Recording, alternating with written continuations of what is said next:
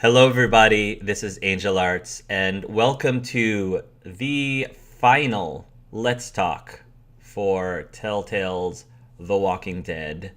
And it's really bittersweet because I really enjoy doing these Let's Talks with my fellow online friends.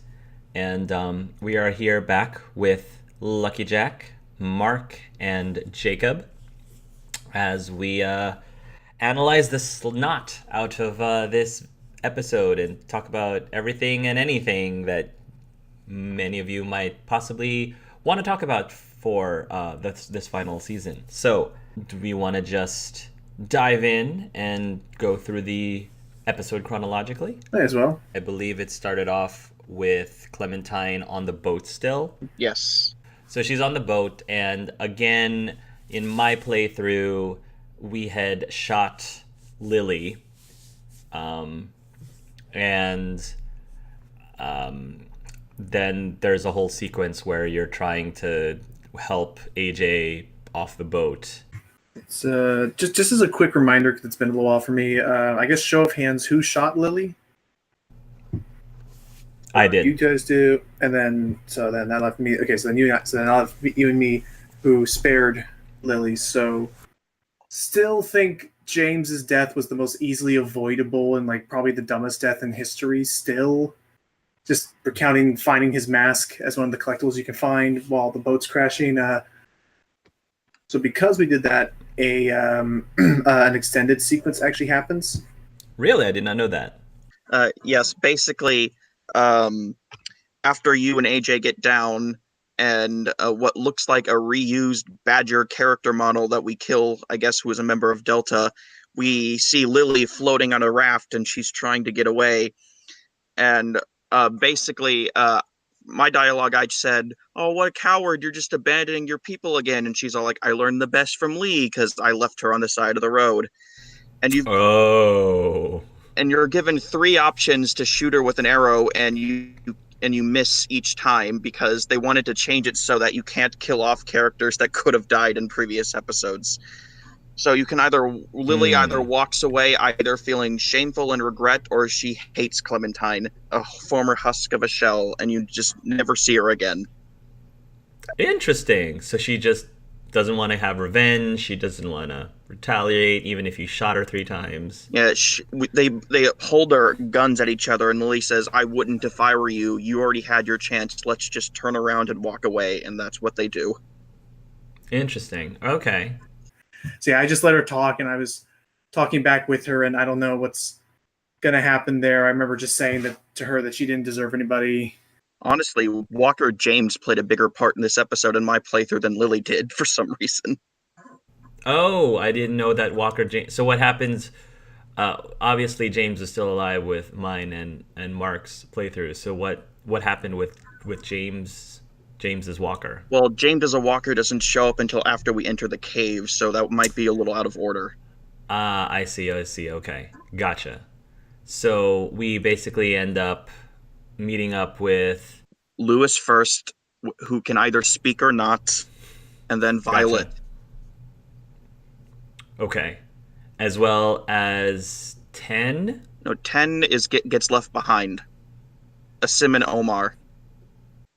Because Ruby and Willie carry all of the school kids except for 10 on the cart back to the school, and AJ, Clem, and 10 are left behind. Gotcha. Well, AJ's with us in the cave, though, at least. AJ and 10, and we saw Minnie get bit after everyone from Delta gets eaten by walkers. Right. And then, well, at least for the people who didn't shoot Lily, we get this big scene arguing with James on basically AJ's morality or AJ's mentality, psychology. And I definitely talked at great lengths about my thoughts on that argument on my Let's Play. So I was wondering if, Mark, you had any thoughts or feelings on the position that James is having about AJ and his mentality and morality? Yeah, so when it came to James's reasoning towards AJ. So you can tell, since we learned in the previous episode that James done some terrible stuff. I mean, he was a whisperer, so of course he's done some terrible stuff with them, and he's trying to atone and whatnot. So he's really, really trying to change his ways, but also change the ways of those he comes across and sees potential in. So Yeah. So in particular for the shoot Lily path, like he gets really, really upset and, is really concerned that AJ is going to go off the rails and turn into a deranged killer of sorts. And if I'm not mistaken, we touched on that briefly in the last episode about James's mentality. But I'll elaborate even further here, is that I get where he's coming from. Obviously, a big, big part of The Walking Dead is trying to hold on to your humanity, or if you've done a lot of terrible stuff, regaining that humanity back. So that's kind of where James is coming from.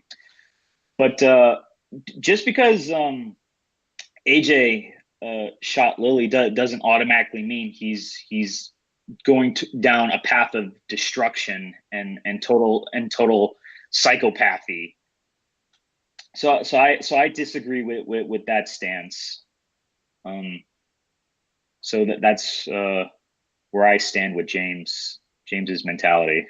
Yeah, like just not get 100% into my my thoughts when I was doing it on my Let's Play. I felt that, yes, killing is awful, killing is terrible, but I think what makes the difference is the reason or the motivation behind the killing itself. So like if you actually genuinely find pleasure in killing someone, that's one thing. But if you're doing it out of necessity in terms of survival, if you're doing it in order to save somebody else's life, if you're doing it to save a whole bunch of people's lives, but I think my Clementine actually said that, enjoying killing someone, once you start enjoying that's where the problem lies. And so I think for James, I think he's seeing it a lot more black and white. So that was my thoughts on the whole thing, which is why I kind of disagreed. I understand as well where James is coming from, but I disagreed with him forcing his beliefs to the point that he was going to rip AJ away from Clementine, which is basically kind of the same thing as separating a child from a parent. And again, I understand that there's situations, even in real life, where maybe that is the right thing to do, depending on a situation. But in this situation, I definitely was not having it. I was not going to let James just take AJ away. So now for Jacob, though, since he didn't have James with him, I'm assuming that this scene just got totally skipped, and therefore that part there wasn't like another scene that would replace the scene with James. Is that correct? Well, before we go to there, I just wanted to mention something. When I watched your archived YouTube live stream for the James scene, one thing that stuck out to me in my memory was when James said something to the effect of, "Oh, you had him empty a whole clip into that poor woman's head," and the only thing AJ had to defend himself was, "Actually, it was only half a clip." And I'm like, like AJ, no, that's not a good defense. But, yeah. But either way, so when you're in the first part of the cave and you have to solve the puzzle of putting the log through the river so you can walk across it, AJ has some offhand line about, "I hope James doesn't wash down here," which he doesn't. He's just one of the walkers that enters the cave and tries to attack you. and this resolves the conflict that AJ that was mentioned briefly in when AJ was like, what if when you get bit, I'd rather you bite me so we can be walkers together," because he sees Mhm. James' eyes and he's all like, "There's nothing in there. There's nothing after we die. Ah, He looked right at me, didn't say anything, tried to attack me," stuff like that. And then that's interesting. and then he accuses Clem of keeping secrets from him, and then that's when he goes on a tantrum, and then you have to make the choice to either trust him to make hard calls, or Ah, scold him and say you're not ready for that. And I don't like this. I like this choice, but I hate this choice because of that's a yeah, that's a good point because regardless of what happens, we all get that choice of whether to trust him or not. Um, and I didn't. That is interesting though uh, that AJ said that Clementine was keeping secrets from him. I don't understand that part. What was she keeping secrets well, like from him about? I, if I remember correctly, it was I think she was trying to like apologize that yes, I'm sorry about James, and and uh I know don't say you're sorry. Maybe that wasn't the right choice of words. I'm drawing a blank right now. Okay, so somehow there's it escalates to Yeah. something where AJ gets really upset, and then there's a conversation about whether we actually trust him or not implicitly. Yes. How many of you did not trust him? Because I did not. I, um, well, what I think people who've been watching my videos know what I chose. Mark, did you choose to trust to tell AJ you trusted him, or you didn't quite trust him at that point? I told AJ I trusted him. Okay. Lucky And bum. is it just you? What was there any like specific reasoning behind you just deciding, hey, yeah, I trust you 100%?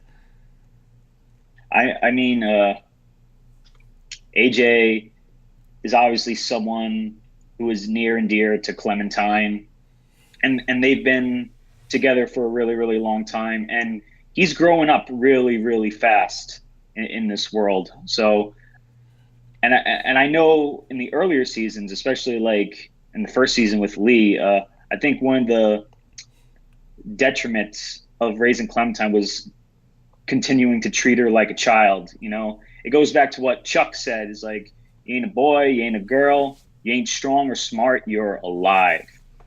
So you got to consider AJ a living person and not just a child. And that's what I did. But even non-children are untrustworthy. That is true. How about you, Jacob? You said that you weren't ready to trust AJ 100%, and what was the specific reasons behind that? I feel like he was being too hot-headed at the moment, and he needed to take a chill pill. Like if he had been much more calm and he didn't ask me if I trusted him within seconds of him throwing a tantrum in the cave, I would have trusted him. Yeah. I think for me it was the same thing. Like he hadn't, in my opinion, proven himself to be trustworthy. So like based on his behavior and the things he was saying, because he did actually say to me, I enjoyed killing this person. That in of itself was enough for me to decide I don't trust you honestly right now. And I'd never thought of it as a bad thing because in real life, when you're a parent, I think a lot of parents will probably agree with me. They don't always trust their children, and they shouldn't trust their children. Um, and but that's not a bad thing if you don't trust your children. We can talk about, well, maybe something could have been done like with how they were being raised. I mean, if you want to get into that argument about whether or not your children do or do not trust you, or if you should trust your children. But I think that just because you don't trust your children doesn't mean you care about them any less. It doesn't mean you don't love them any less. In fact, I think when you love your children and care about them, you know them very, very well. And maybe because you know them very well, you might know that you can't necessarily trust them. This, of course, is a very extreme situation because we're talking about life and death here. And based on what happens next based on a major event that happens on the bridge next, it actually validated my decision to not trust AJ, because if I did trust AJ to make a quick decision on that bridge, he would have done something that I would not have wanted him to do. So my choice ended up being validated on the bridge, personally. So, No, I disagree. Once I found out what happens after on the bridge, I'm like, I should have trusted him. because you didn't want him to Because you would have wanted him to do what he would have done. Is that what you're saying? Because I want Violet to live. I understand. I wanted 10 to live over Violet. But that was just my personal feeling of the situation.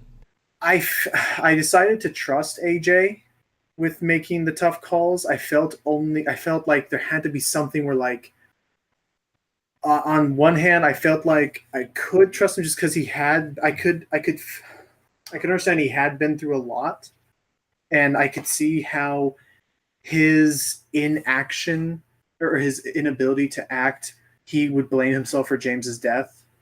So I felt like giving him something to maybe prove himself with, and worst case scenario, he learns that other people, it's okay to let other people be in charge sometimes as well. So it was a tricky decision, and in that conversation by the fire, I was genuinely for a bit worried because there were parts of it where I could see like bits of Carver, like, mirrored in the things that AJ was saying and like some of the rationales that he was coming up with. So well, he is Carver's kid, right? But just putting it out there. But yeah, then it has been proven. Like one of the devs said it or something. Really? Because I feel like his skin would be slightly lighter if he were Carver's kid. Yeah. It's an interesting mechanic if you think about it. Back in episode 2, you have to make a quick decision, Violet or Lewis at the end, and the one you don't choose to save and gets kidnapped by Delta ends up surviving the season regardless of any further choices, but you have to make one more choice if you want the person you do save to survive. Mm-hmm. Yeah, that was a little tricky because it wasn't really a direct choice to save Violet versus Lewis versus 10. It was sort of like a indirect choice, I guess. I think the choice that's most similar to this one was Nick in season 2, where it's like Walter's like, do you think he's a good person? Yes or no. And then if you say no, then he just passively doesn't save him and just lets the walker eat him. And then if you say he is a good person, then Walter saves him. So, like, I guess that's the most similar choice to this one. But I agree with you completely, 100%, that I didn't like that choice of telling AJ to whether or not you trusted him or not. I didn't like that at all. But I ended up choosing what I thought for me was the honest answer. Because I didn't want to lie. I didn't want to start lying to him. And if I honestly didn't trust him 100%, I wasn't going to pretend that I did. Because I feel like lying to someone is worse than... I felt like lying was worse, I guess. The worst of the two evils. So... But kudos to Mark, who's able to trust AJ 100%. Then we eventually managed to get out of the cave, and we get a really nice conversation, either with Lewis or with Violet, I believe. 10 also reveals a Sim was the third vote and keeping us at Erickson's back in episode 2. Yeah, I like that he dropped that in there too. That's a very good point. They briefly said it was like 3-5 or something, and based on that, already knew Violet and 10 voted for us, and it was like we definitely know Lewis and Mitch didn't, and we could assume Willie didn't either because he was the closest with Mitch. So it was either Ruby, Omar, or a Sim. Which one voted for us to stay? Yeah, I was a little surprised. Well, maybe I wasn't. I was a little surprised that Ruby voted for us to leave, I think. But I mean, it didn't really matter anymore at that point, I didn't think. Yeah, we had a really cool conversation. Did either of you have Lewis with you while this was when this was happening outside of the cave? It's based on who you didn't save who you saved in episode 2, who wasn't captured by Delta as the one who comes back to find you. Right. So you had Violet I had Violet. and Mark. Yeah, so I had Lewis with me. Okay. Yeah. What was the conversation like when you were with Lewis? Was Lewis and Clementine romantically involved for your campaign or for your Yes. for your game? Okay. I'm curious as to what the conversation would have been with the character if there wasn't, excuse me, a romance between Clementine and that character. I don't know if the conversation would have been that much different. I think it just amounts to like a couple extra shots in the scene of them holding hands or something, and nothing beyond that. That's sweet. That's sweet. And depending on if Lewis and or Violet are missing their pinky because you let the Delta member cut off their pinky, they talk about it. And if Clementine is also missing her ring finger from the Alone season 2 ending, they both compare and contrast their missing finger situations with each other. And I like the fact that we, at least for me and Violet, we got to name the school or what the school would be. What did you from that name the point school? forward. I think I picked the one that Violet really hated, like Camp Bunnies and Ponies or something, like something really really like super ridiculously cute, and I think is what I picked. And Violet like absolutely hated it, and I was like, nope, that's what we're calling it. Well, one of the choices they show stats is based on whether or not you have Violet or Lewis there, because it says, what did you rename the school for the Violet route? And the options were, let Violet rename the school herself, which she chooses Texas, Castle Violet, Happy Sunshine Land, or the Rotting That's it. Shithole.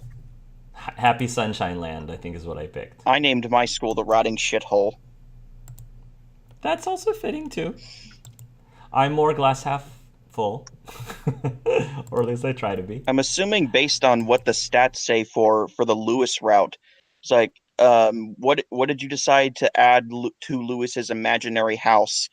A skylight, a tree house, a statue of yourself to Lewis's imaginary house, or a last flourish for I don't know. I don't think I've seen this conversation. I guess it's a conversation based on them building an imaginary house, and you talk about which decorations you add, I assume, based on those stats. Do you remember what you said, Mark, for Lewis? The Treehouse season 1 callback. Speaking of the treehouse, so some viewers mentioned that there was a mistake in the writing or something contradictory in the writing, because in this scene, Clementine, when she talks about the treehouse, she speaks very fondly of the treehouse, but I feel like it was in season 2, she was talking to Luke about her treehouse, and she actually said that she hated her treehouse. She did. So yeah, so I find it really interesting. Maybe she just changed her mind, or maybe it was a hiccup in the writing.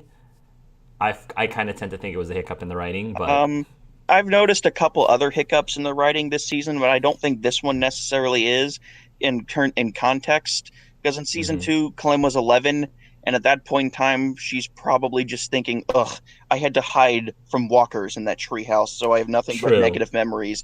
But now that Clem's older, she reminisces on it a lot more fondly. That is an explanation that I have seen some people explain, so I can jive with that. Cool, awesome. Now we get to one of the more intense scenes in this episode, at least for me, especially when you start hearing the whistling or the singing. Singing a song. The singing, yes, she's singing the song. Whistling, I was thinking the The Saviors. Mhm. Sorry, but it's reminiscent of The Saviors, I think, with her singing in the distance, and just watching her demeanor, her body language, her facial expressions. They did a really good job, I thought, with Minnie, like just to show just how completely gone she was and very deranged and really not 100% there, very cuckoo for Cocoa Puffs. What were you guys' thoughts on that mini scene on the bridge? It was unsettling. Like we've seen some messed up stuff in The Walking Dead, but it's like, you want to talk about psychopathy? That was psychopathy. Yeah. Like your half dead sister is all like, come with me. I want you to die with me. Yeah. Yeah, that was very creepy. Did you have any sympathy for Minnie at that point? Not really, no. Not really, no. She tried to stab me. Mark? Yeah, that's true. Not really. Not really, didn't have any sympathy. I had some sympathy in terms of I kind of knew and heard stories about what she was before and what she had become. So I think I definitely had sympathy for the old Minnie, but this Minnie, I thought the old Minnie died a long time ago, and whoever this is just essentially a walker shell of what she used to be, and I feel like that symbolically is what the writers and developers were going for in that scene, that she essentially is a walker at that point because all she wants to do is just really to kill you for their own, selfish reasons. So yeah, so that is that whole scene where the consequences of the choice that you made on whether or not you trusted or did not trust AJ comes full circle. I, of course, was not happy with my outcome, but if I had to choose between the two evils, I did end up, preferring what actually happened in my playthrough, which is 10 surviving, which is a shame because like Violet was a super cool character. And Mark, I guess that means that 10 did not make it for you. Okay. And were you perfectly cool with that? versus the alternative, I mean? Yeah, I mean, obviously, in a perfect world, they both would have survived, but Yeah. Did you feel that 10 sort of, I don't want to say he was asking for it, but do you feel like 10 kind of is technically to blame for what happened to him, I guess, kind of? it's a really complicated situation because that was his sister, and it's like it's really, really hard to just sever connections like that, even if like that person is just like too far gone. It's just like that's the thing about human beings. Like we are complex creatures, so it's like I could totally see like in the moment, like against his better judgment. Like I think deep down he knew he shouldn't have went for her, but it's like I said, it's like it's really hard to like just sever connections like that to especially like Yeah. family. Do you think he gave up? A part of him gave up? I'm not really sure. Okay. I think Minnie just pushed the right buttons. Let's go to a place where everyone gets to be a person again, 10. Mm-hmm. She was very, very manipulative. That is true. And I mean, I understood why 10 was behaving the way he was behaving and why he was tempted. But yeah, that was just a nasty situation.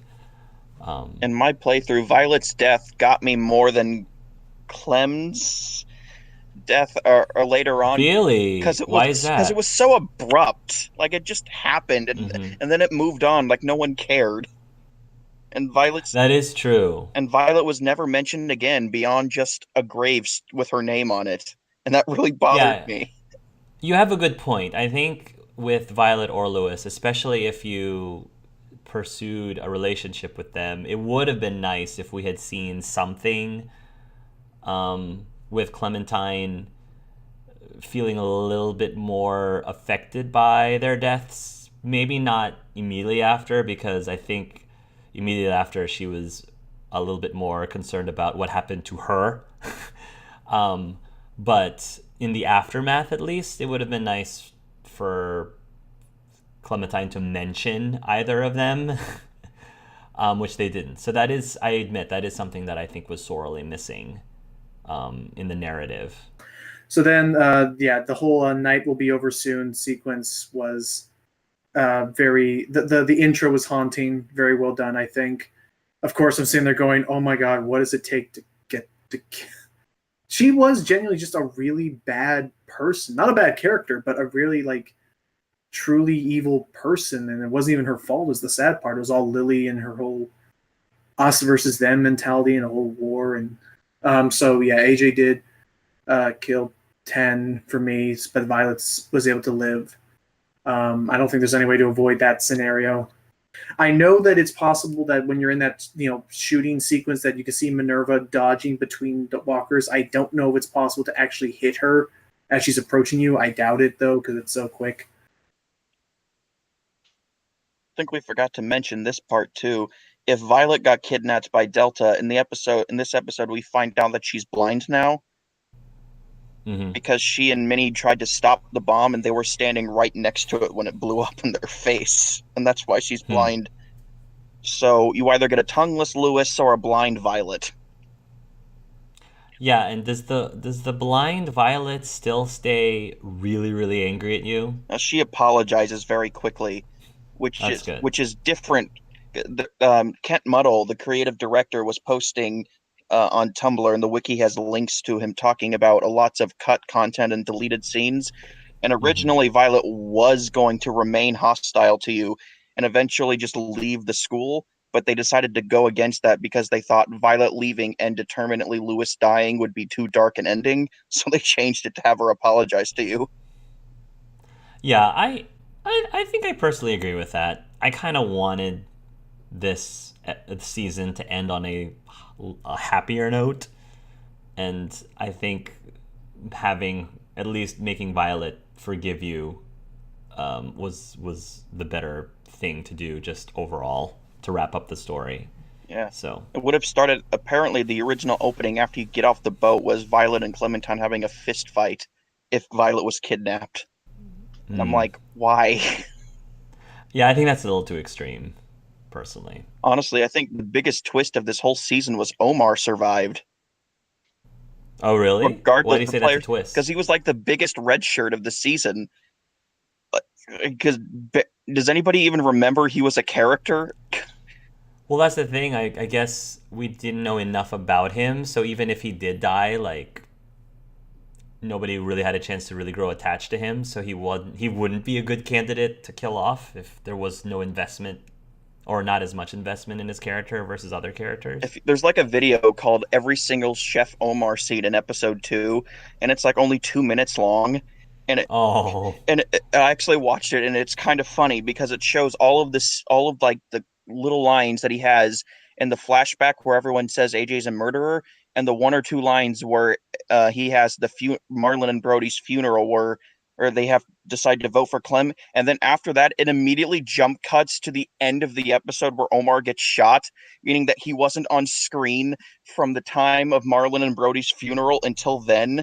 And I find that really yeah. funny because I've seen at least 3 Let's Plays where when somebody gets shot in episode 2, they're like, "Oh no, who got shot? Wait, who are you?"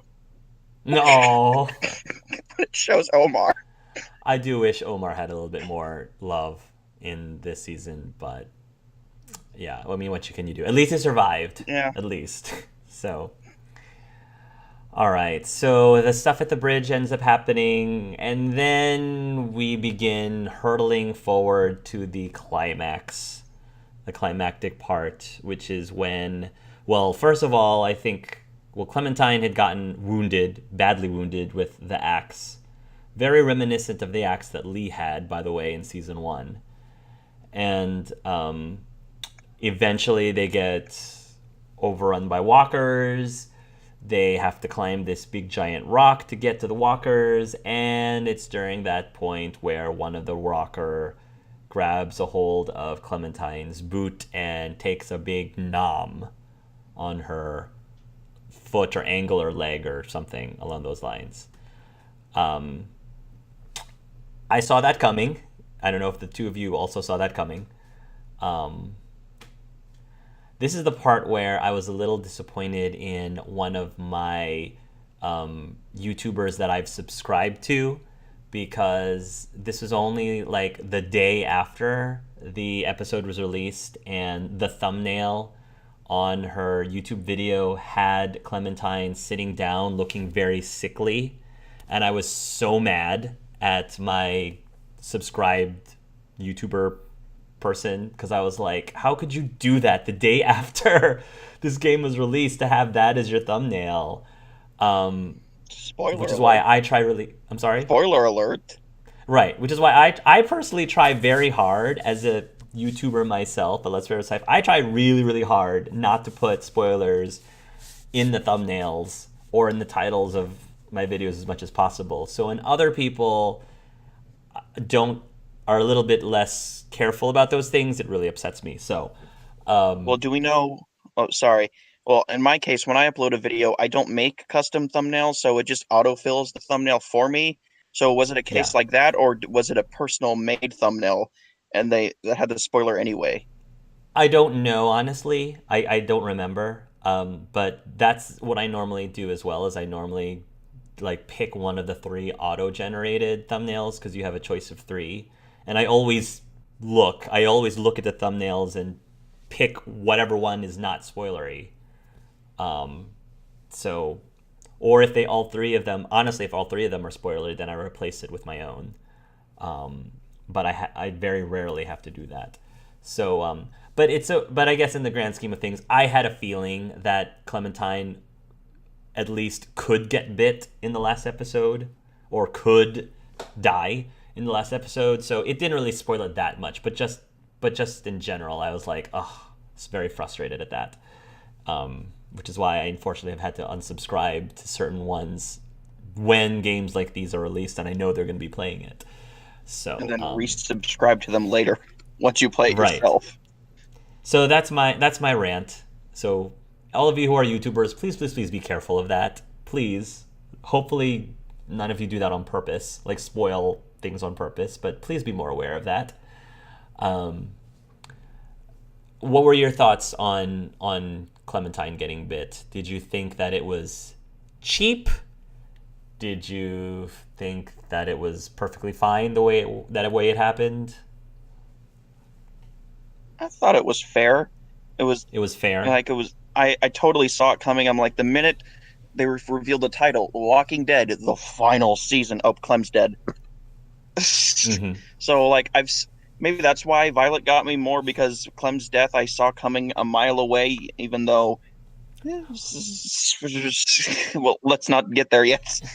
Well, even if you knew that Clem was going to die, or even if you could die, or even if you knew that Clem would get bit, the way that she gets bitten, did you think that was fair and reasonable? It was How she was bitten? it was more or less the same way Lee got bit, but well, no, I guess not really, because it was just something that happened really quickly, and we didn't even know. Maybe it just got the outside of the boot. It didn't get the skin at all, but then it did.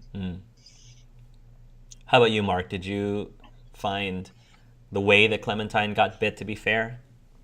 Yeah, so going into this episode and this season in general, there was always that possibility that Clementine wasn't going to make it out, or at least not come out unscathed.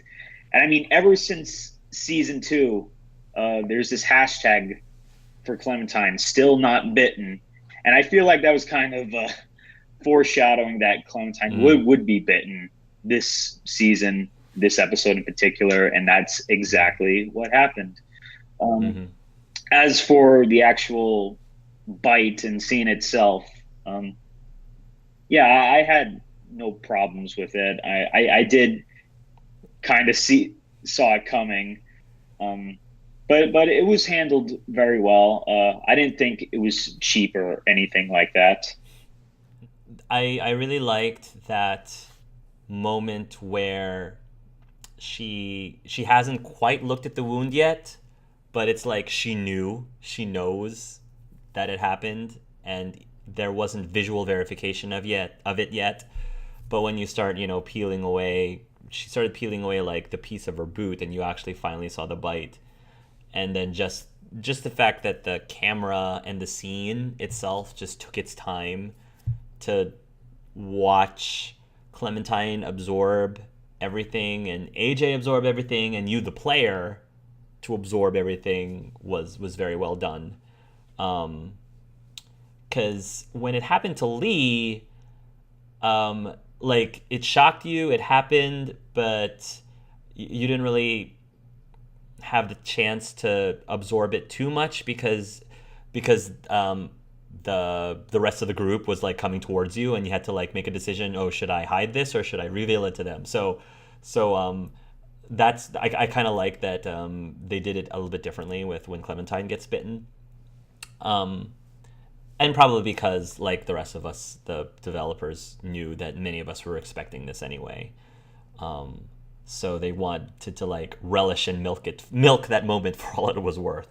When the actual bite happened, I mean, I knew going into this at some point they were going to have to probably do something like that. So it's like, it didn't shock me, but I was still, it's like the second it happens, you immediately see this countdown, like... The way that she was bitten, did you feel that it was fair the way it was bitten, or did you feel it was a little cheap? I don't think so, because understandably she was already really injured after her leg was like gashed up by that axe.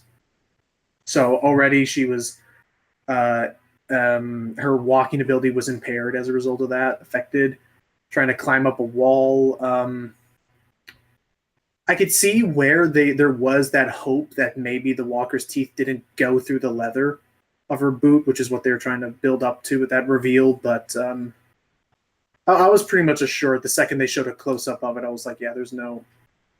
It's about to come full circle. It has to from season 1 and stuff.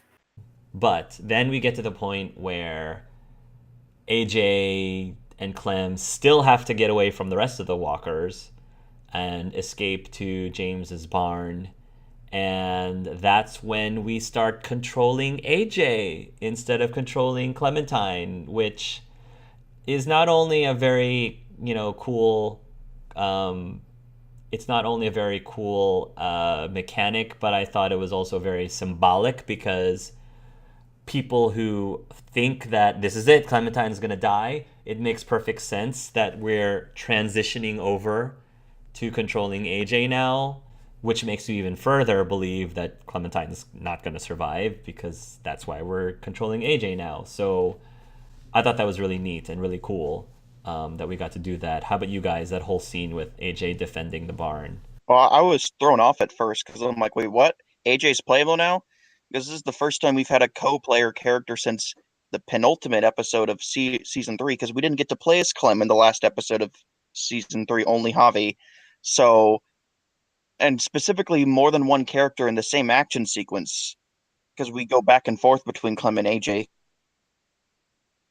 And then we get that same choice at the end of this action scene of Clementine, leave me AJ, kill me AJ, except we only have an axe, not a gun, because we were out of bullets.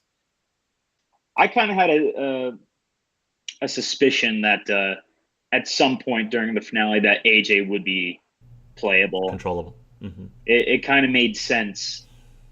And definitely that whole scene was very, very tense and was really, really well done. It was challenging too. I think I definitely like lost a few times and had to redo it. Yeah, it was a really cool scene, and it culminated in AJ trying to remember everything that he's been taught, and relying on everything he's been taught in order to survive a extremely dicey situation that most likely they wouldn't have survived, and I didn't, like, for the first 3 times. It was it felt very fluid.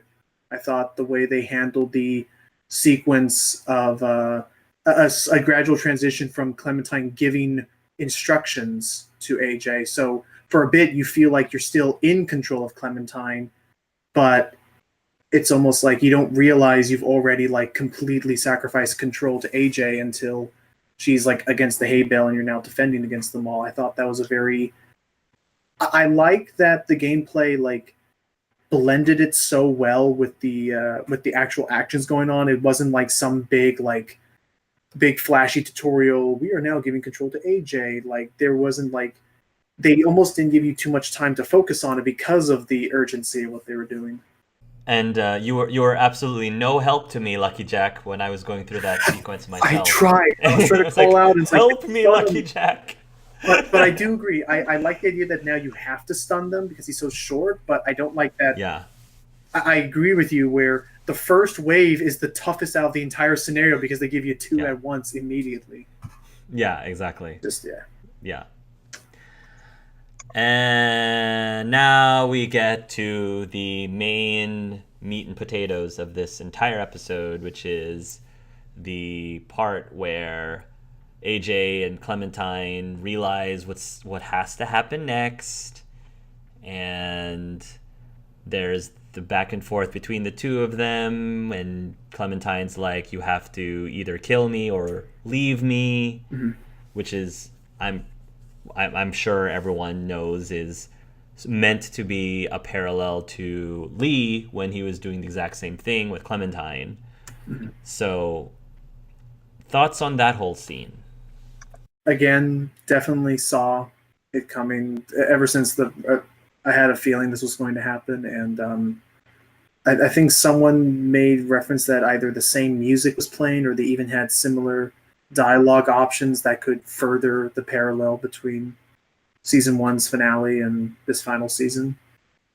And I had known that they had in previous episodes they kept bringing up the talk of what would happen after Clem got bit, and I was almost worried that maybe I didn't do enough of a good enough job convincing AJ that I felt that Clem should be, if it was like a horrible like life or death situation, that my Clem would want to be killed the same way Lee wanted to, just because she didn't want to end up hurting AJ.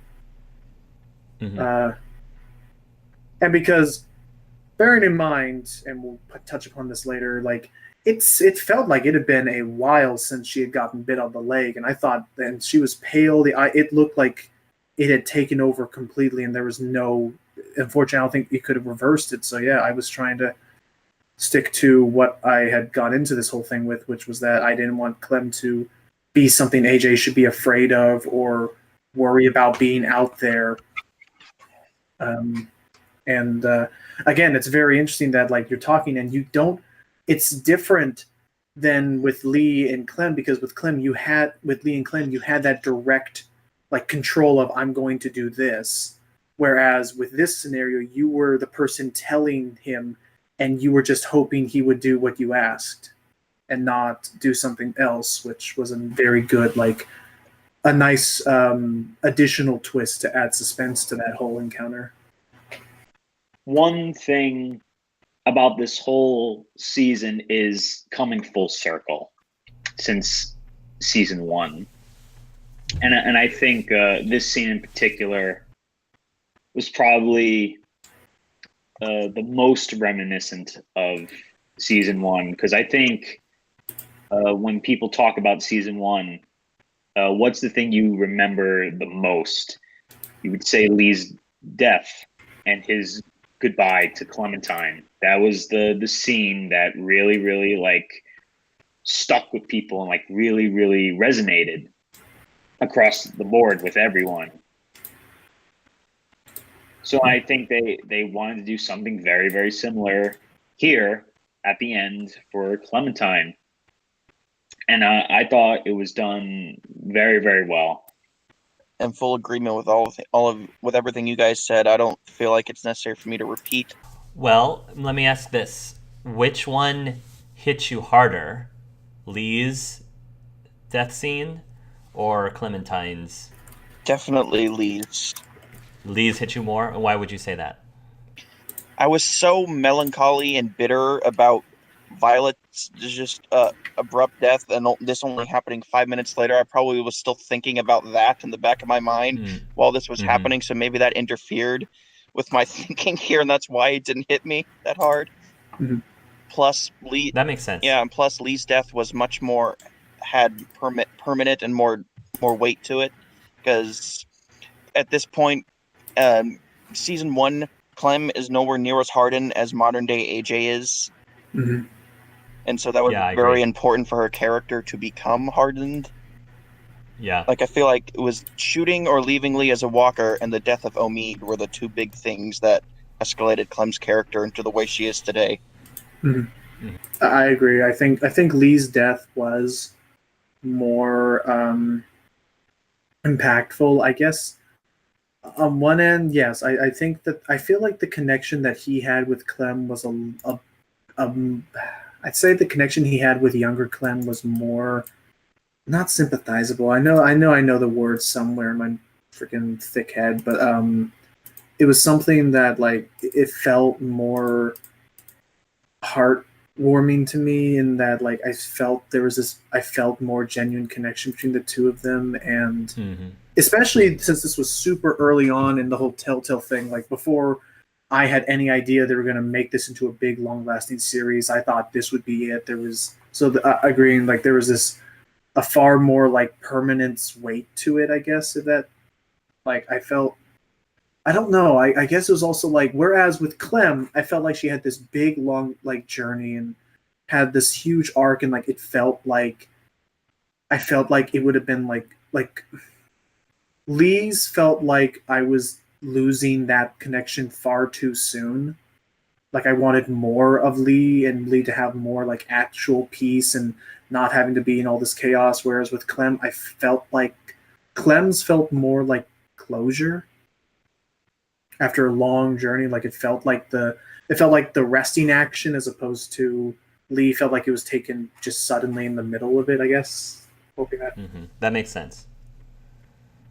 How about you, Mark? Well, I adore Clementine. We all do, but it's not even a competition. Lee, hands down, was way more impactful.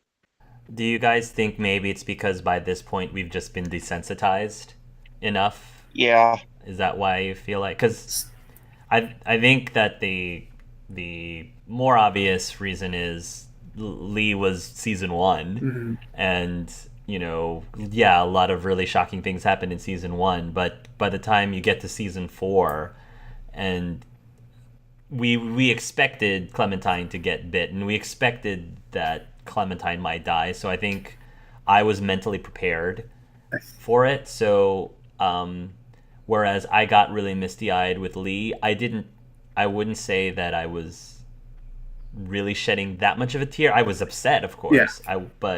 But I was like, I knew this was going to happen. I saw this coming. I'm mentally prepared for it. And I think I like what Lucky Jack said, is that the relationship between Clementine and AJ is different from the relationship between Lee and Clementine. Not to say that one of them, I don't want to compare the two and say that one cares about the other even more. But it's just, with Clementine and Lee, like, they feel more father-daughter to me in the sense that Clementine really never had like a falling out or a rebellious stage with Lee. She kind of just went with the flow and just went with whatever Lee said, and she agreed with it. Whereas with Clementine and AJ, yeah, a lot of people see a mother son kind of thing going on with them. I personally saw more of a big sister, younger brother Yeah, I was gonna say, like dynamic than a mother and son yeah, kind of thing. it's kind of an offshoot, I guess, comparison, but it kind of reminded me of Nami and I think Nami and no, sorry, nah, like Nani and Lilo from Lilo and Stitch, kind of thing, like Yeah, older sister and younger. exactly. Like I felt more of that kind of Right. connection. Yeah, that's a very good point. Like Nani is technically the mother figure, but she really is the older sister that's trying Yeah, desperately to be a good parent, even though she's not really the parent per right. se. Yeah, So I guess because of that, because the relationship is a bit different, that's I think why I was a lot sadder with Lee as well versus Clementine. It's the So first brotherly relationship Clem's had with someone where it's a younger brother, because Luke and Javi were kind of older brotherly yeah, relationships. yeah, I agree with that too. Mhm. Yeah. All right, and then you tell AJ to either run away or kill her, basically. And regardless of what you tell him, he decides on his own that he's going to lift up that axe and then bring it right down. And Cut to black. Cut to black. And What you tell him to do, though? what did I tell him to I'm do? curious because I chose to tell him to kill me because I told Clem to shoot Lee.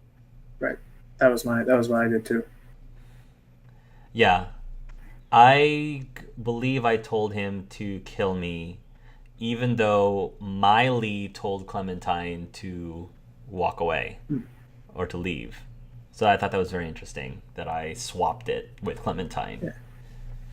How about you, Mark?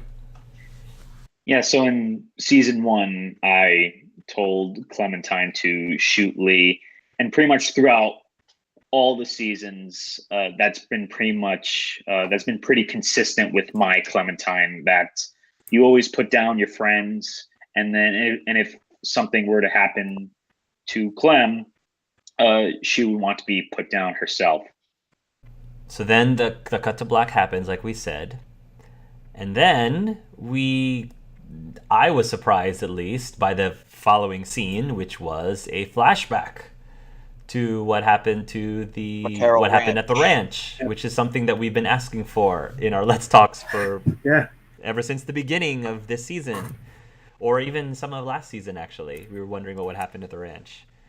What were your thoughts on the placement of this flashback in this episode versus the fact that they placed it right after the supposed death of Clementine? I feel like it's very weird and jarring because it's like I feel like the final moment you play as Clementine feel much more fitting as kill me or walk away from me, but no, the final moment you play as Clementine are in this flashback. I feel like if they structured it like New Frontier, where every episode it seems Javi gets knocked out, and then that's why each episode opens with a cold open flashback, because the explosion on the boat could have caused Clementine to flash back to Oh, McHale Ranch, interesting. have that be the opening, and then we go back to the boat. That's interesting. Okay, yeah. So you would have preferred that sequence happened at the beginning of the episode. Yes. I see. That makes sense. I feel I did. It took me a little bit to like kind of plug in like what was actually happening at first, but thinking on it, I feel like I see exactly where they were going with this. Where we had just, as the audience, we had just witnessed the end of AJ and Clementine's journey, and this was now a quick cut to show how this journey all began. This new journey began as like a kind of like I did appreciate that ultimately because it did fill in. This does do a decent enough job of filling in the gaps between season 3 and 4, at least the start of 4 anyway. I almost wonder if because I would agree with I agree that I almost wonder if maybe this should have been at the start of the whole episode, and like then after this waking up, this is what she wakes up to on the boat. I almost feel like it could have worked there as well too, but I didn't think it was a horrible placement, at least. How about you, Mark? Yeah, I agree that's kind of jarring, but obviously they put it there for a reason. And I remember reading the reason that it was placed after that final scene with AJ and Clem was that it's kind of like a surreal experience, almost, kind of like a hellish kind of flashback, and that's what they were kind of going for, um, to like go back to the beginning and to like almost like a bookend to Clementine's journey. So something along those lines. I didn't fully like explain it properly, but that's what they were going for.